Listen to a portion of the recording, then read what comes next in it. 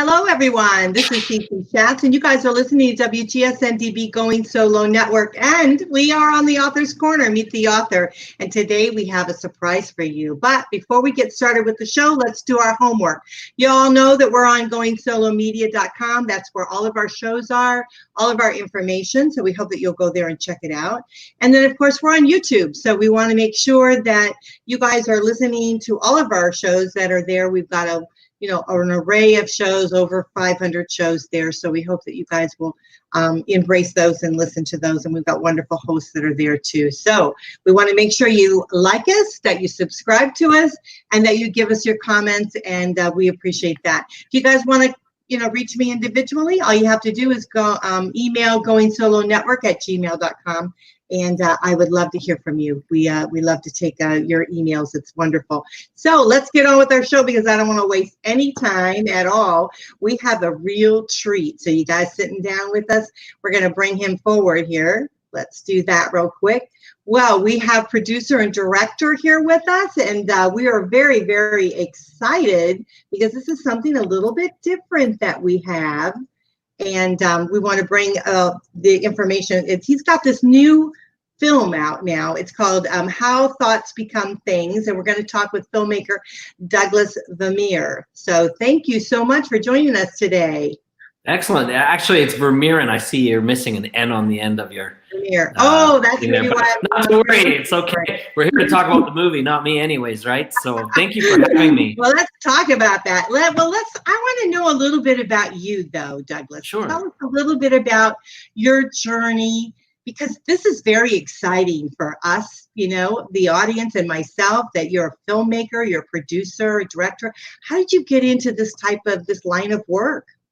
Well, it's kind of interesting because I started in movies in about the second grade, but my sort of entrance into personal development started when I was about 19. Someone gave me the book Think and Grow Rich by Napoleon Hill. And so I went out and I started interviewing some of the world's top achievers, and I got some of the biggest names in business, celebrities, athletes, people who'd won awards and gold medals and everything. And people then started asking me, what did you learn from these people? And so that kind of what led me into going out and starting to speak. And now the media brings me out. Fox, CNN, and others call me the modern day Napoleon Hill, which is kind of neat. And then we decided we wanted to start doing personal development films because my background is in film. So this is actually our fourth movie that we've done. The first one was called The Opus. It was really exciting. We had many of the cast from The Secret. And in fact, Random House picked it up and did 23 languages in the book on the first one.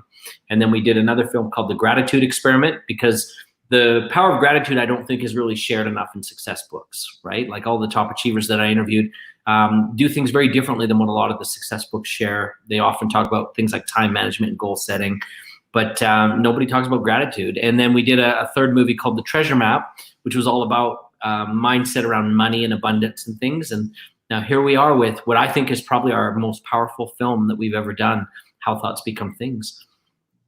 Well, I'm very excited because I'm all into personal development, personal growth, all of that, and I think your films and things are amazing. So I'm really very honored to have you here with us, and I know that you're going to be having another book that's going to be coming out in November. We'll talk a little bit about that. But how is this virus impacting though the industry, for the film industry? How is this affect you? Yeah, I think it's affecting everyone. Obviously with the film industry, we all know that the movie theaters are closed, and there's a lot that's, that's not being able to be released in the traditional way. And even for us, as we were going to release How Thoughts Become Things, typically what we've done is we have had a movie theater run with some of my other films, and then we've done events where I brought the speakers out, and we've done a seminar style training for everybody. But we're not able to do any of that this time. So what we've done is we've done an online release. And in some ways, it's kind of a bit of a blessing to us because with everyone home, just out of the gate, even in our launch, we actually tripled the numbers that the movie The Secret did when it came out. We've already tripled those numbers. And I think that's the one side, I guess, from a financial perspective, that worked well for us. But I think on the other side of it, the real reason why we put out the film was to help people, to help them see how their thoughts became the reality that they wanted to and wanted to achieve. And I think now more than ever, this was needed. because we have a lot of people right now who are in situations of fear and doubt. Maybe they've lost their jobs. Maybe, you know, they're stuck without the resources they need. Maybe they're stuck with family members they don't like. But there's all kinds of things that we're kind of like on hold. We're stuck, right? And so, you know, this movie, I think, has really given people a lot of hope. And that's really been our mission. So it's amplified our ability to create this mission even more. And, you know, it's funny, as I was on the phone with a reporter the other day, and he actually said, so you mean this whole pandemic is your thought, your fault, because your thoughts become things? You created this? And no, we didn't create this, but we are certainly all in this together. And now we're trying to help everybody get through it. So it's been very well received. Yeah, I can definitely imagine that. And I'm so glad that you are bringing it out so that everyone can actually get it, because, you know, now, especially more than any, we need positive energy. We need positive, you know, anything we see or we hear or anything that we can grasp a hold of, read or whatever, we need that positive energy, because I agree with you, because I think your thoughts do become you, right? They become become your life and how you portray and you know, just your whole attitude of life. So you are so right on, I think, with that. So, and all of your you know, all of your movies, your books are certainly really geared towards that, your personal development, because the more centered you can be, right, to who you are, and the more positive you can be towards your outcome of life, you're going to go to that direction. And so, yeah, I totally get that. Well, your thoughts very much dictate what you believe is possible. And we only take action with the things that we believe we can be successful at, or the things that we want to achieve. Our emotion is the biggest indicator of what we will do, not our thoughts. Our thoughts, we have lots and lots and lots of thoughts, but until we get activated through feeling enthusiastic, or on the opposite spectrum, and unless we're acting out of fear, it's always emotion that really gets us to take action. So that's an important part of the film. But I think something else that's also so overlooked, so often overlooked, is that we're actually influenced by those that we surround ourselves with, by the things that we choose to, again, watch in terms of movies, television, radio, social media, all these things. And so a lot of people ask, well, what's the quickest way to change your thinking? And what's the, you know, thing that's going to change my outcome the best? And I'm going to suggest that it really is starting by making a conscious decision to choose what we surround ourselves with, and certainly the people we do. When I was 19, as I mentioned, I went out and I started interviews with 400 of the world's top achievers. And up until that point, I didn't really know anything about personal development. In fact, my father worked in construction. My mom babysat kids in the home, and their idea of success was to put in more hours to make more money. So time equals money kind of thing. But as soon as I started interviewing the top achievers, my outlook on everything changed. And, you know, I started becoming more like the people I was spending time with. You've heard that idea, you become like the 5 people you spend the most time with. And so as a 19-year-old, because I was now getting to people like, you know, Richard Branson and Oprah Winfrey and Mark Cuban and, you know, Brian Smith from Ugg Boots, and to really surround myself with a higher level of people, I was able to, in a very, very short period of time, in fact, it was about 6 months, as a 19-year-old, I want to remind people of that I did my first $1.6 million in business. And I'm not saying that it's all about money, but oftentimes our money is a reflection of everything that's going on here. It's the outward one that we can measure. We can't always, for example, rate a relationship on a scale of 1 to 100 and be accurate. Like a lot of times we'll fool ourselves into sometimes thinking things are better than they are or worse than they are, but you really can't fake your bank account, right? And so, you know, when you become fully abundant, it appears with everything in your life, not just one factor. And that's always a reflection of the people that you spend the most time with. Well, I think I want to spend more time with you. We have a lot of fun. And you know what? I'm still connected to a lot of the top achievers. In fact, I run a program right now where I do teach people how to connect to people at high levels. And we have a lot of these top achievers still come to our events. In fact, we just did one where we had Brian Smith, the founder of Ugg Boots, come out. We had Frank McGuire, who's now passed away, but he was one of the 4 founders of FedEx. We've had George Pavelianian, who's the #1 music conductor in the world for symphonies. And, you know, we've had some amazing people. Barnett Bain, the Academy Award winner who did What Dreams May Come with Robin Williams. So, yeah, I mean, come join us. Come hang out with us. It'd be fun. We'll have a good time. Yeah. Absolutely. And there again, your books and your videos, because again, you know, it's really putting that positive energy in within you that makes you really go. I did like a test for myself, my own personal test when I was doing sales years ago. I was reading a lot of sales book, like that self-help books, growing books and things like that. Think and Grow Rich and things, all those kind of things. And I decided, and I was doing really well. I mean, my sales were really off the charts. I was doing really good. And then I thought, nah, I don't need to read so much stuff. So I kind of stopped doing that. My sales went right down. I picked up the books again, started filling the well back up again. And I found that I did really, really well. So I agree with that. So I think that if you do, keep your well high, keep it with positive information, all the naysayers, stay away from them, and just be with, like you said, the positive people in your life. Get the 5 positive that's going to help spin you, grow you, and make you grow is definitely the thing to do. So tell us a little bit about who's in the film with you. Who is the actors and things like that. Yeah. So again, because I've had the chance to connect with so many high-level individuals, I had my pick of pretty much anybody I could, invite to the film. But what I decided to do is I looked to see who really understood this concept of how thoughts become your real manifestations, like the real reality in your life. And so many of my friends were featured in the film The Secret that came out in 2006. And so many of them I returned to, and I interviewed them. And by the way, not everybody I interviewed made the final cut of the film either. But those that made the film, we selected carefully. So we've got Bob Proctor, who you guys have heard of before. People like Joe Vitale, John DeMartini, John Asraf, Marie Diamond from The Secret, Bob Doyle. Certainly couldn't have done this film without Dennis Waitley, who you remember. He's also wrote The Psychology of Winning. And then we've added some new faces to that. So we've got Travis Fox, we've got Marina Bruni, we've got Megan Fetz, we've got Karen Perkins, and then of course myself. So the group that's there really addresses a lot of interesting things, not just how thoughts become things, but the programming, where we start, right? Like what's been programming us from the beginning, and then how we're being programmed now, which is really important because most of us don't realize that programming is still ongoing. We also talk about such things as how to overcome fear and the negative thinking that you might have, how to really begin to tap into the emotions that are going to empower you. And one of the things that I think is maybe a myth that is worth dispelling is a lot of people think that they need to think positive all the time and they need to get it all perfect all the time. Truth is as humans, we can't do that. So we also unfold in the film how to really stabilize the thoughts that you want to manifest in your life. And don't worry too much about having it perfect. We just get it so that it's productive. And there's a difference between perfect and productive.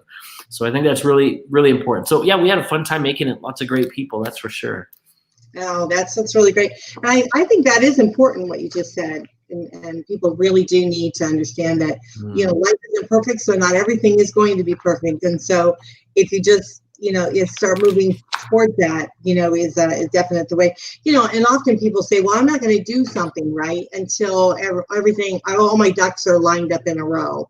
Well, then you're passing really something by. And so you definitely in a way, it's kind of like saying that you're not going to leave your house till you're aware that all the lights are green on the way to where you're going. It's impossible. It's never going to happen. And in fact, in our first film, one of the things that I noticed, and I shared this in the Opus, the first film I did, as I interviewed the top achievers, I found very quickly that top achievers are not perfectionists. They're improvisers. And if you're looking to become a perfectionist, you've already limited your ability to create great things. Yeah, gosh, well said. Very well said.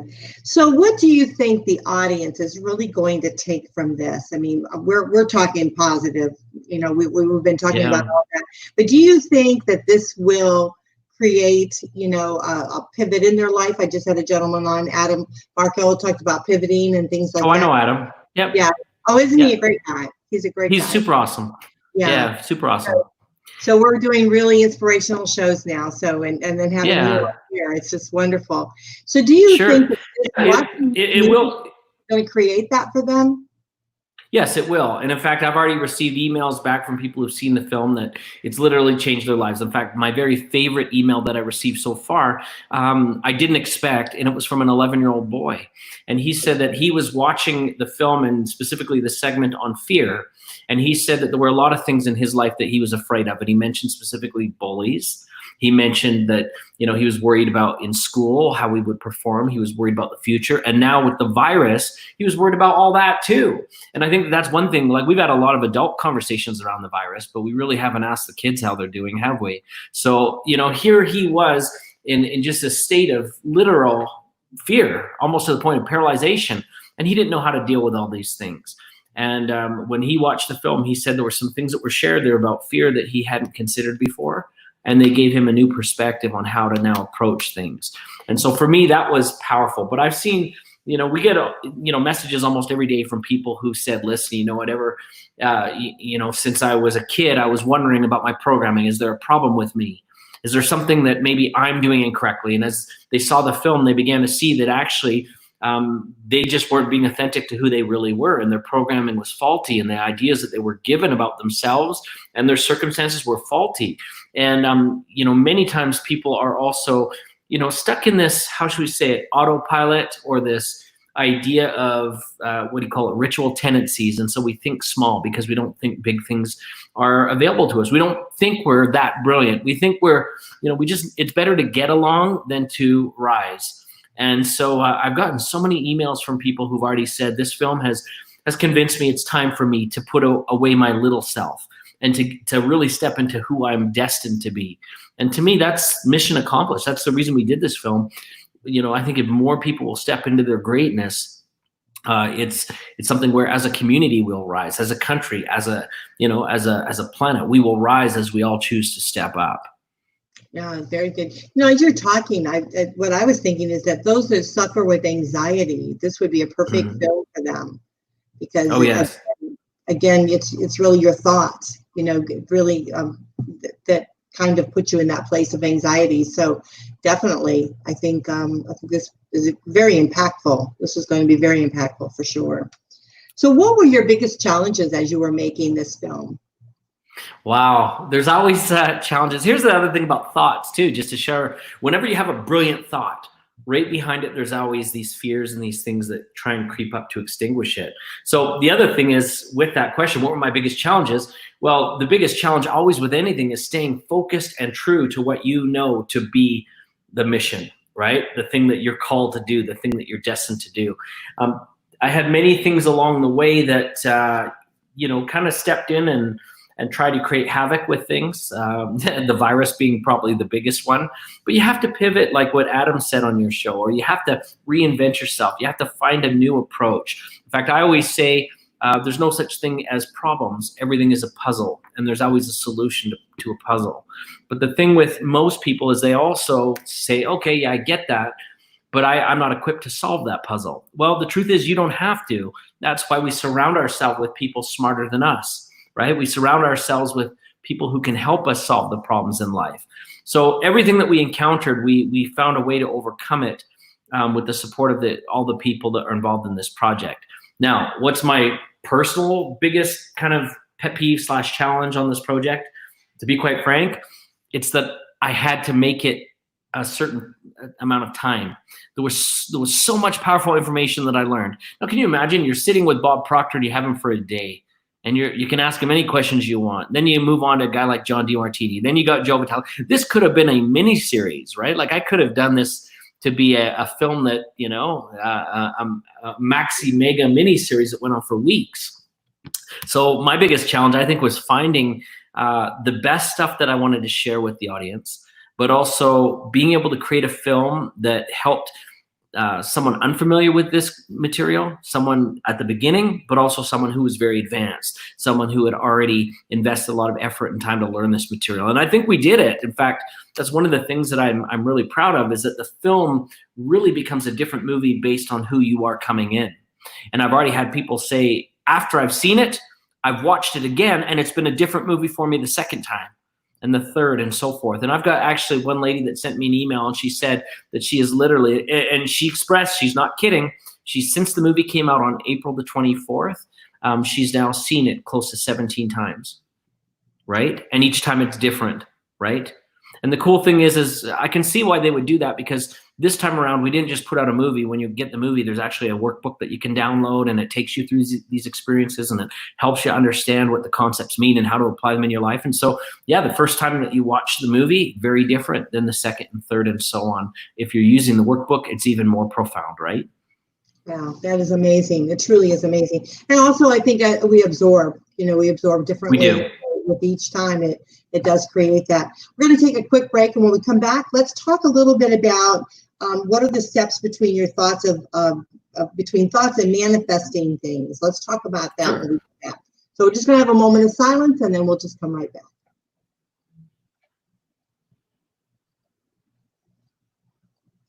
Okay, you guys are listening to WGSN-DB Going Solo Network, and we are on the Author's Corner, Meet the Author. We're going to move right into our next question, and we're here with the filmmaker Douglas Vermeere. Am I pronouncing it correct? Yep. Yes, okay.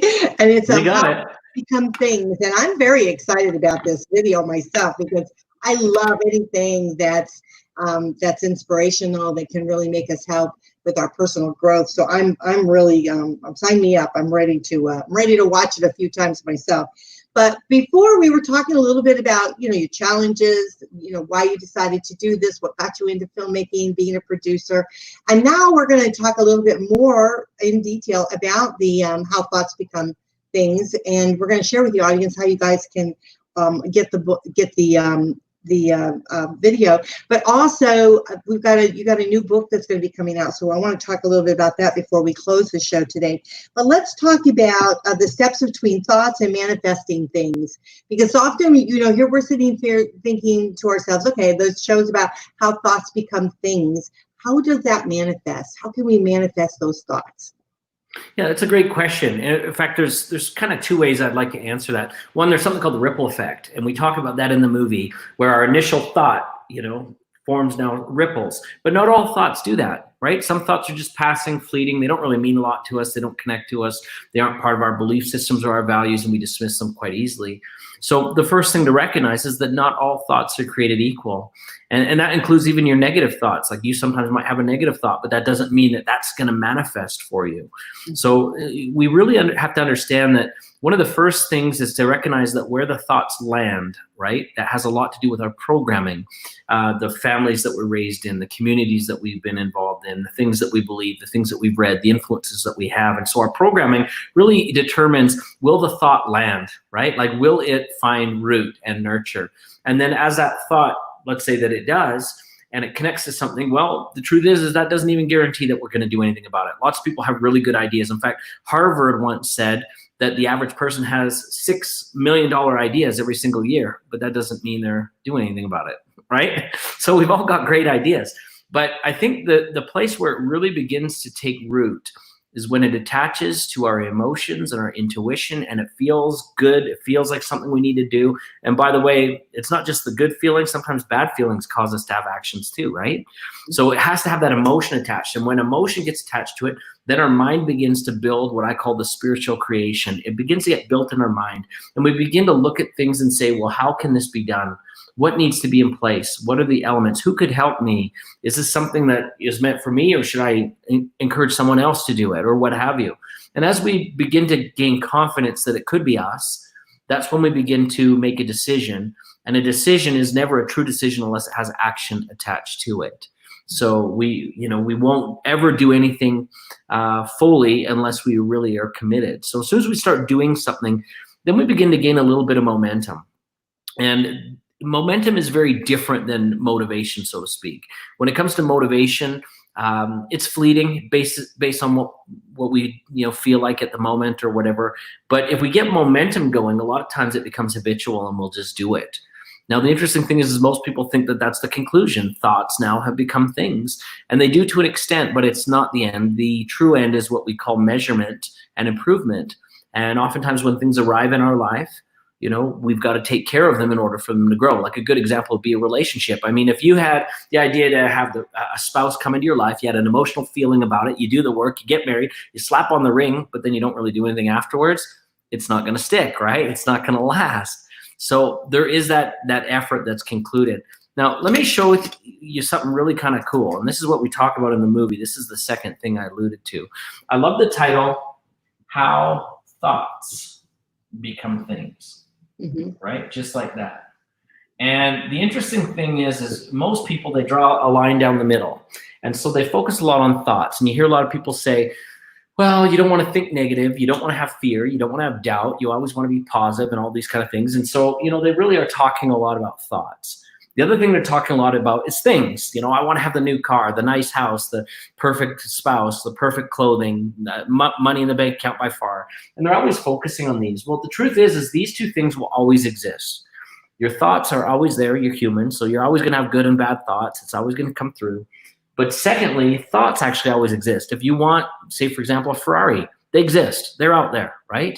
And you want the nice house, it's out there, right? These things already exist. And even things that aren't invented yet, they exist in one form or another, meaning that the problems to create those inventions already exist. So everybody spends a lot of time over here, and then they wonder why they don't get a difference.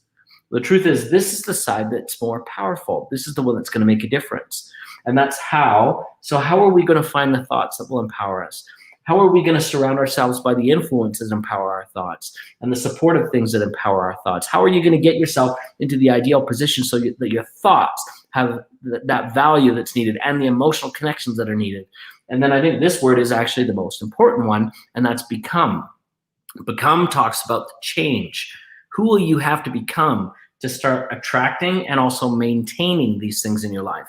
I kind of love what Jim Rohn said once. Jim once said that if a person wins the lottery, they need to learn how to become a millionaire fast. Because if you don't, those things will go away. And we've even heard of people that have wound up on quite the opposite end of the spectrum because they didn't become, right?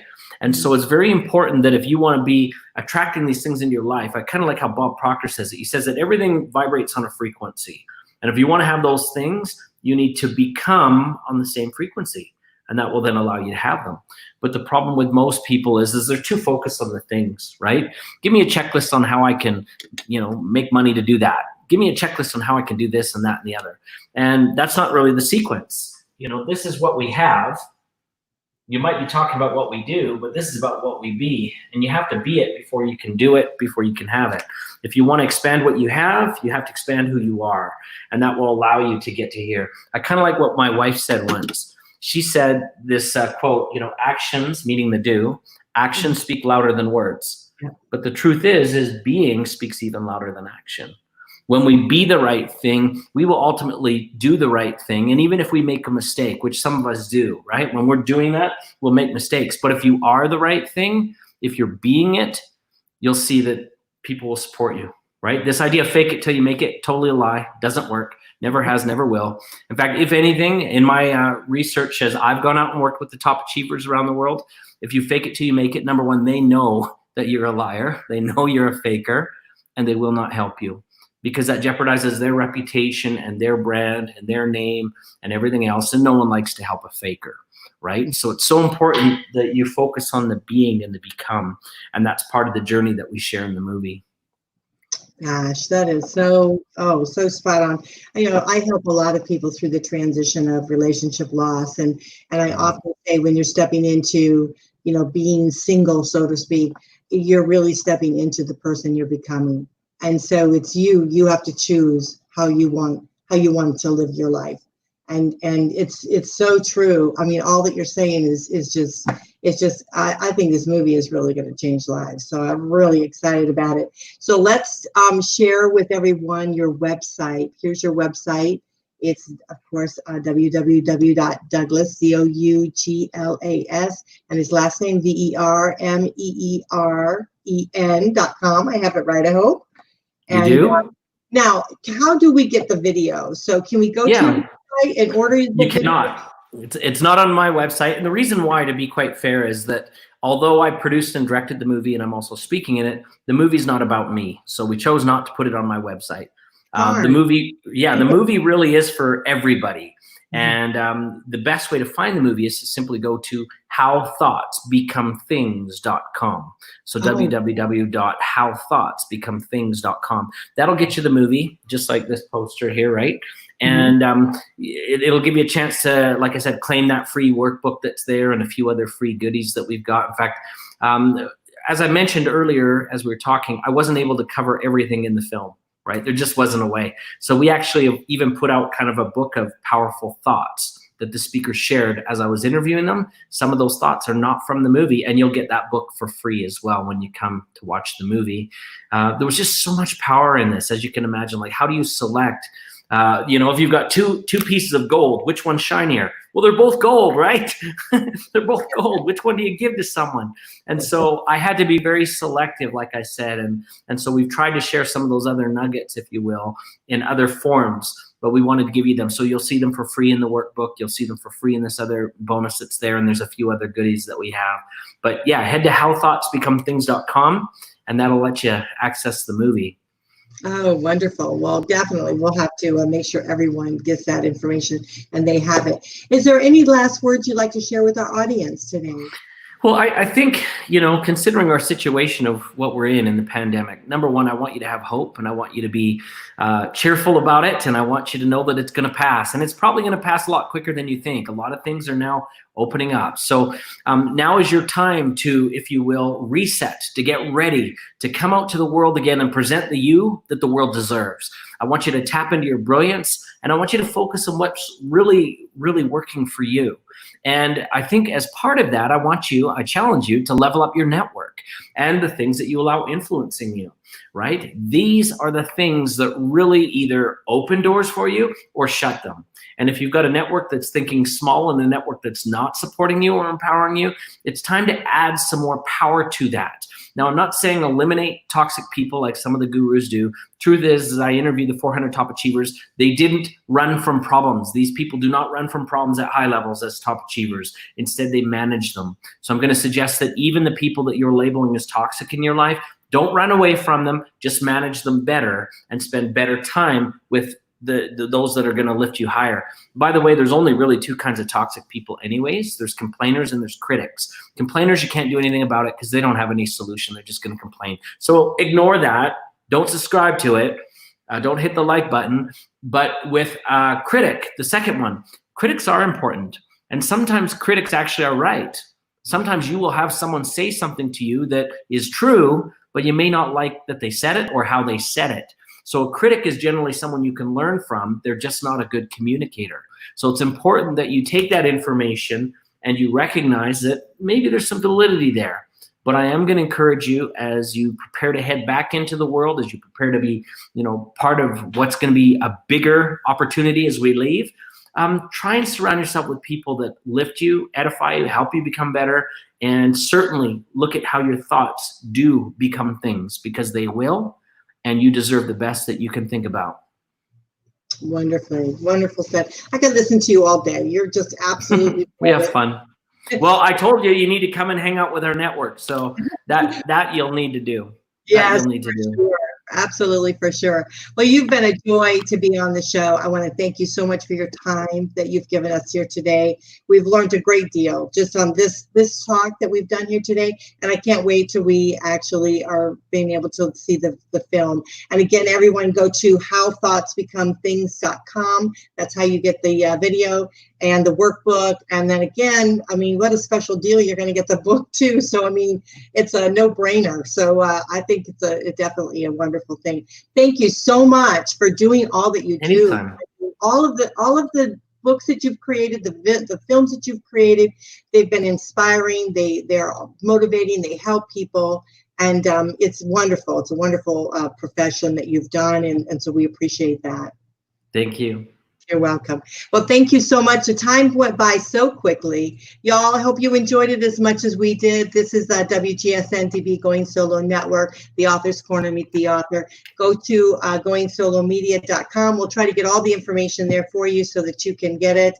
And we hope that you'll just go to, again, his site is howthougtsbecomethings.com. becomethings.com. Get the video there, sign up for it right away before they don't have enough to be able to distribute. So that would be wonderful. That'd be a great thing, wouldn't it? But anyhow, so we hope that you enjoyed the show as much as we did. We'll see you next week. Bye for now. Thank you.